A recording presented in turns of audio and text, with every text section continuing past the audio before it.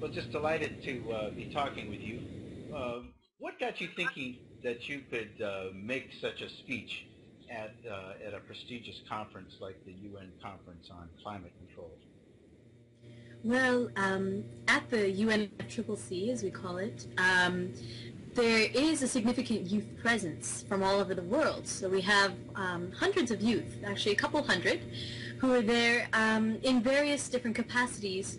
Some were sent as sort of a sub-constituency of their adult counterparts. There with a lot of other students, but most of the other students didn't think, you know what I'd like to do is stand up and talk to these people. So how did you think you could do that, and how did you make that happen? Well, actually, it's easier than a lot of people think, because technically in the UN negotiations there is a defined space for what they call civil society, and civil society occupies a space between like anything that's outside of the governments, basically, and markets. So that's NGO groups and student groups, youth groups.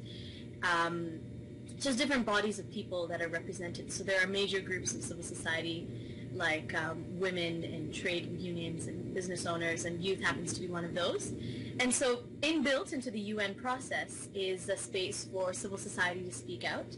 And so at various points in the negotiations, youth had the opportunity to give what they call interventions, which are basically 2-minute speeches on different thematic topics of the negotiations. And it's basically this sort of token slot where youth are meant to give their perspective. There are these intervention points you're talking about, but you got into a high-level one, you were saying.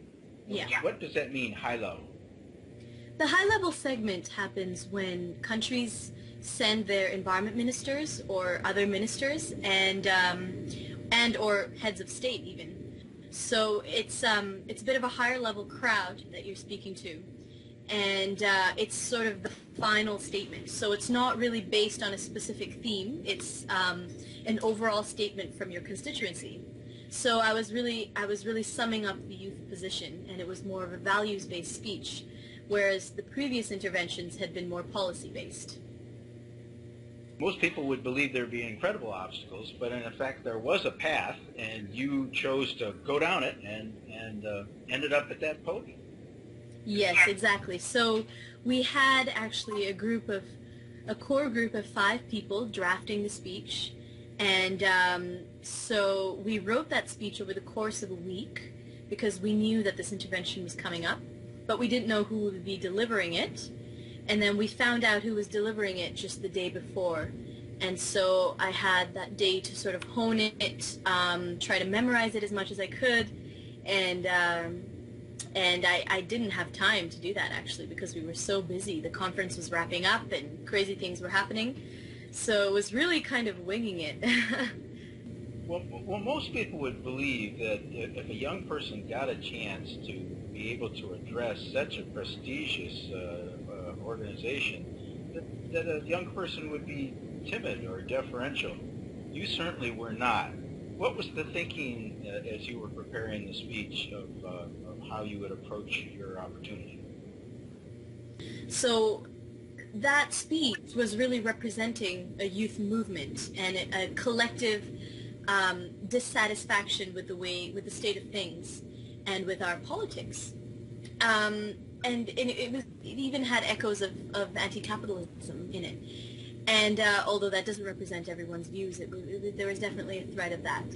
And so in terms of timidity, I was really speaking for a larger movement and speaking for a lot more people when I made that speech. So it was more a representation thing. I couldn't really afford to be nervous because a lot of people were counting on me. And it is such a big thing to represent. Let me play a brief clip of what the presiding officer had to say at the conclusion of your speech. Ms. Appadurai, who was speaking on behalf of half of the world's population, I think she said at the beginning. And on a purely personal note, I wonder why we let not speak half of the world's population first in this conference, but only last. So the comment that the chair made was very significant and groundbreaking, and even if he didn't really mean it, we're going to hold him through. We're going to hold him to that answer. So we'll be there, and we'll be making sure that he meant what he said at this year's conference. When's the next conference? The next climate conference will be this November, December in Doha, Qatar. And that's going to be a really interesting conference just because of the political situation. Well, let's hope youth participation in this forum can be increased and made more meaningful. That's my aim, really. And we just want this process to be more transparent and more ambitious and equitable. So the youth are going to be there working really hard to make sure that that's what happens. And these are youth from all over the world, right? All over the world. If someone sees this and says, gee, that's something I'd like to do, I'd like to go to that conference, what would you suggest for them to do?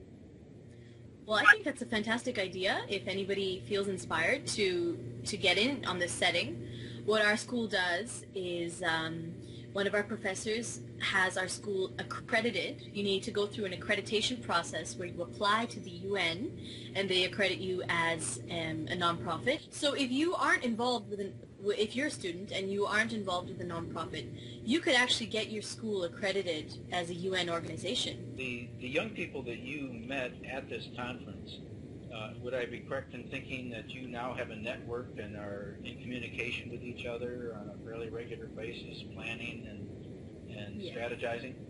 Yes, and that's one of the great gifts of being a participant in the UN Forum. You just meet a wonderful network of young people who are just passionate, energetic, real go-getters. I mean, I was the one who made that speech, but that was just the tip of the iceberg. It was really every single youth at that conference was equally intelligent, passionate. Well, thank you so much for your time. We look forward to talking with you more soon.